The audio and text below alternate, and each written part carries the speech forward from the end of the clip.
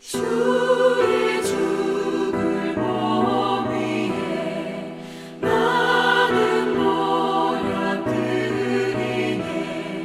세상 모든 죄인 위에 십자가 지셨네. 오 단일 밤의 밝은 별 아름답고 빛난 별 아기 예수 계신 곳에 우리 인도하여라. 다시 사신 구주님 왕의 왕이 되시네. 할렐루야 할렐루야 모두 다 부르세. 오 단일 밤의 밝은 별 아름답고 빛난 별 아기 예수 계신 곳에 우리 인도하여라.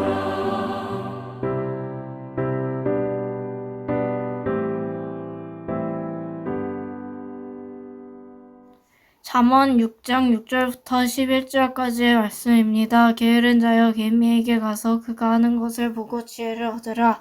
개미는 두령도 없고 감독자도 없고 통치자도 없으되 먹을 것을 여름 동안에 예비하여 추수 때에 양식을 모으느니라. 게으른 자여 내가 어느 때까지 누워 있겠느냐. 내가 어느 때에 잠이 깨어 일어나겠느냐. 좀 더 자자 좀 더 졸자 손을 모으고 좀 더 누워있자 하면 내 빈궁이 강도같이 오며 내 곰핍이 공사같이 이르리라.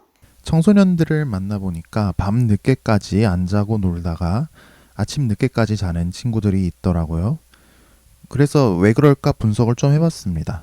가만히 생각해보니까 옛날에야, 물론 여기서 말하는 옛날은 제가 태어나기도 전인 한참 전인 옛날이죠. 옛날에는 이제 해가 떨어지면 자야 했습니다. 요즘처럼 밝은 LED 조명이 있는 것도 아니고 밤새도록 볼 TV나 영화가 있는 것도 아니죠. 또 밤새도록 킥킥거리면서 연락할 스마트폰도 없습니다. 그리고 밤늦게까지 불 안 끄고 있으면 전기를 낭비한다고 혼이 났죠. 그러니까 옛날에는 해 떨어지면 자야 했지만 요즘은 밤에도 하고 놀 게 너무 많습니다. 그래서 청소년들이 늦게 자는 것 같아요. 그런데 집에 애가 밤새도록 친구랑 카톡하고 영화 보고 놀다가 아침 늦게까지 안 일어나고 막 늦잠 자고 이러면 그렇게 속이 터진다고 합니다. 오늘 잠언을 쓴 저자도 그랬나 봅니다. 잠언의 스승도 침대에 들러붙어서 도무지 일어날 줄 모르는 아들을 보면서 또는 제자를 보면서 속이 터질 지경이었습니다. 그래서 하다 결국 너는 나한테 뭘 배울 생각을 하지 말고 저기 개미한테 나가서 배워라 하고 쏘아붙입니다. 참내 아무리 그래도 어떻게 개미한테 배우라고 합니까? 개미가 얼마나 작습니까? 개미가 우리처럼 뭐 수학 문제를 풀고 영어 독해를 할 줄 아는 게 아니지 않습니까? 우리가 애들 학원을 보내도 어떻게든지 더 좋은 학원에 보내서 더 좋은 선생님 만나서 더 수준 높은 공부를 시키려고 하잖아요. 뭘 배우려면 나보다 낫고 뛰어난 존재한테 배워야죠. 그런데 너는 가서 개미한테나 배워라 라고 하는 건 이 게으름뱅이 아들, 게으름뱅이 제자가 개미만도 못할 정도로 보잘것없다는 그런 뜻이죠. 그리고 또 개미를 가만히 관찰해보면 정말 배울 점이 있습니다. 7절, 8절을 볼까요? 개미는 두령도 없고 감독자도 없고 통치자도 없으되 먹을 것을 여름 동안에 예비하며 추수 때의 양식을 모으느니라. 개미의 특징 3가지를 발견할 수 있습니다. 첫째, 개미는 스스로 일합니다. 누가 시켜서 하지 않습니다. 자녀를 둔 부모님으로서는 우리 아이가 스스로 알아서 모든 일을 한다면 그것보다 환상적인 일은 없죠. 그런데 그게 잘 안 됩니다. 자녀는 자꾸만 게으름에 빠집니다. 침대에 들러붙어 있고 TV, 컴퓨터를 껴안고 살고 스마트폰과 사랑을 나눕니다. 그리고 부모님은 자꾸 이렇게 해라 저렇게 해라 잔소리를 하게 되죠. 그러면 또 자녀는 뭐가 억울한지 아니면 캥기는 게 있는지 반격을 합니다. 집안이 전쟁터 쑥대밭이 되기 일쑤입니다. 그런데 오늘 말씀은 자기가 해야 할 일을 스스로 안 한다면 그 사람은 개미만도 못하다라고 이야기합니다. 두 번째 특징, 개미는 꾸준히 일합니다. 어떻게 보면 꾸준히 일하는 게 별건가 싶을 수 있습니다. 개미가 하루 동안 양식 모아봤자 그 양이 얼마나 되겠어요? 우리가 1분도 안 되는 사이에 손가락 2개면 충분히 옮길 양 아닙니까? 공부에 비유해 볼까요?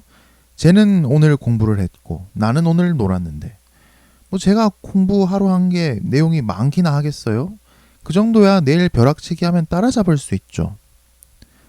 그런데 꾸준히 한 달을 공부하고 1년을 공부하고 10년을 공부하면 또는 일을 하면 이 실력이나 자산이나 뭐든지 간에 엄청난 차이를 가져오게 됩니다. 개미는 꾸준히 일합니다. 여름에도 준비하고 가을에 이미 충분히 쌓여 있는데도 더 모읍니다. 그래서 매서운 겨울을 살아남죠. 우리는 왜 개미만도 못하게 살까요? 왜 남이 시키질 않으면 안 하고 꾸준히 안 할까요? 하나님 뜻을 몰라서 그렇습니다. 개미는 분명한 목표를 갖고 있습니다. 개미의 목표는 겨울에 살아남는 겁니다. 그러려면 여름, 가을에 일을 해야 한다는 걸 본능으로 압니다. 개미도 여름에 배짱이처럼 띵까띵까 놀 수 있죠. 그런데 안 놉니다. 목표가 분명하니까요. 우리 인생의 목표는 무엇입니까? 하나님을 기뻐하고 하나님을 영화롭게 하는 것 아닙니까? 하나님이 하나님이시라는 게 드러나게 하는 것 아닙니까? 그런데 이건 총론이죠. 그러면 우리 각자가 강론을 가지고 있어야 합니다. 내가 가진 은사와 능력과 내가 하는 일을 통해서 어떻게 하는 것이 하나님을 기뻐하고 영화롭게 하는 것인지, 하나님이 하나님이심이 드러나게 할 수 있는지 우리는 각자 강론을 가지고 있어야 합니다. 그런데 이걸 모릅니다. 하나님 뜻을 모릅니다. 그러니까 그냥 삽니다. 스스로 일하지도 않고 꾸준히 일하지도 않습니다. 여러분, 우리는 고민해야 합니다. 빗소금에는 연배가 높으신 분도 있고 또 청소년 어린이도 있습니다. 지금 하나님이 나를 왜 이 땅에 살게 하시는 걸까요? 어떻게 해야 내 삶을 통해서 하나님이 하나님이심이 나타나게 할 수 있을까요? 자신을 위해서, 우리 자녀를 위해서, 청년들, 청소년, 어린이를 위해서 고민하며 우리는 기도해야 합니다. 간혹 보면 밤늦게까지 일을 하시느라 낮에 부족한 잠을 잘 수 있습니다. 그걸 게으름이라고 할 수는 없죠. 사람이 개인차는 있습니다만 평균 하루 8시간은 자야 정상적으로 기능한다고 하지 않습니까? 그리고 청소년들은 사실 필요한 수면 시간이 더 깁니다. 그래서 초조한 마음에 어린이 청소년을 잠을 안 재워가면서 공부를 시키고 이런 건 별로 좋은 게 아닙니다. 효율만 떨어집니다. 그런데 오늘 말씀 10절에 나오는 이 게으름뱅이는 아주 그냥 의지적으로 게으름을 피우고 있습니다. 좀 더 자자, 좀 더 졸자, 좀 더 누워있자. 이 사람은 지금 잠이 부족해서 그 잠을 채우려는 게 아니라 잠 자체를 즐기고 있습니다. 손을 모으고 좀 더 누워있자 라고 하는데, 여기서 손을 모은다는 건 뒤로 깍지를 끼고 하늘 보고 여유롭게 누워서 자거나 아니면 여유롭게 엎드려서 두 팔을 베고 자는 거거든요. 게으름을 피운 결과 어떻게 될까요? 11절입니다. 내 빈궁이 강도같이 오며 내 곤핍이 군사같이 이르리라.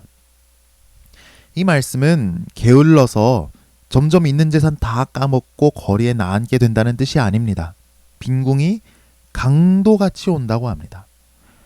노상 강도를 만나는데 노상 강도가 미리 예고를 해주는 경우가 있나요? 미리 강도를 만날 줄 알고 그리로 지나가는 사람이 있나요? 강도를 만나는 일은 예측이 불가능하죠. 그런데 순식간에 달려들어서 총칼을 겨누며 있는 거 다 내놔 하면 벌벌 떨면서 다 뺏기는 거죠. 또 곤핍이 군사같이 이른다고 합니다. 군대도 전쟁을 할 땐 매복을 하죠. 적한테 우리 여기 있다 미리 알려주는 군대는 없습니다. 그런데 예상치 못한 지점에서 순식간에 달려들어서 끝장을 볼 때까지 공격하고 치명상을 입게 하죠. 그러니까 우리가 게으를 때 이 가난이 찾아온다는 건 그냥 점점 자연스럽게 재산을 까먹는다는 게 아니라 하나님이 게으른 사람을 심판하신다는 뜻입니다. 빈궁과 곤핍이 가난이 강도처럼 군대처럼 급작스럽게 몰아닥치게 하셔서요. 우리가 게으른데 하나님도 복 주실 리가 없죠. 개미에게 배웁시다. 스스로 꾸준히 하나님 뜻을 이루기 위해 우리가 맡은 모든 일을 감당합시다. 오늘 우리에게 주신 삶과 12월의 남은 기간을 낭비하지 말고 하나님 뜻에 따라 보람차게 사용할 때 우리 삶을 책임져 주시는 하나님의 은혜가 우리와 함께하기를 축복합니다. 기도하겠습니다. 하나님 아버지, 우리가 게으르지 말게 하옵소서. 게으름을 무서워하게 하옵소서. 우리가 하는 모든 일 가운데 하나님 뜻을 발견하게 하시고 하나님께서 주시는 열정으로 스스로 꾸준히 맡겨주신 일을 감당하게 하옵소서. 특히 우리 청년들, 청소년, 어린이, 우리 자녀에게 하나님의 비전을 주옵소서. 우리가 아무리 위대한 일을 하고 많은 일을 해도 하나님을 위해 하지 않는다면 그 모든 게 물거품같이 헛된 일인데 정말 하나님을 위해서 멋지게 사는 우리 청년들, 청소년, 어린이, 우리의 자녀가 되도록 복내려 주옵소서. 우리 자녀들의 앞길을 열어주시고 문을 두드릴 때 열어 주옵소서. 우리 어른들도 이제는 됐다, 그만하면 됐다 이런 생각 버리게 하시고 지금 이 땅을 살게 하신 하나님 뜻을 발견하고 여호수아와 같은 열정을 품고 살아가게 하옵소서. 오늘도 우리에게 만나와 매출하기를 내려주옵소서. 몸의 아픔으로 고통 속에 있는 성도님들을 치료하여 주옵소서. 성탄이 다가옵니다. 영원 전부터 계시던 성자 하나님께서 우리를 위한 대속 제물이 되시기 위해 참 하나님, 참 사람이 되신 이 놀라운 사랑이 얼마나 위대한지, 얼마나 놀라운지 주님, 우리는 정말 다 가늠할 수조차 없습니다. 그러나 그 사랑을 조금이라도 더 느끼고 알아가고 우리도 마음을 돌이켜서 주님을 사랑하게 되는 그런 성탄이 되게 하여 주옵소서. 또한 그 사랑과 은혜와 용서를 서로에게 베풀고 서로를 품게 하옵소서. 그런 은혜의 성탄이 되게 하옵소서. 어려운 시기를 살아갑니다. 모든 성도님과 가족의 건강을 특별히 지켜 주옵소서. 예수님 이름으로 기도합니다. 아멘.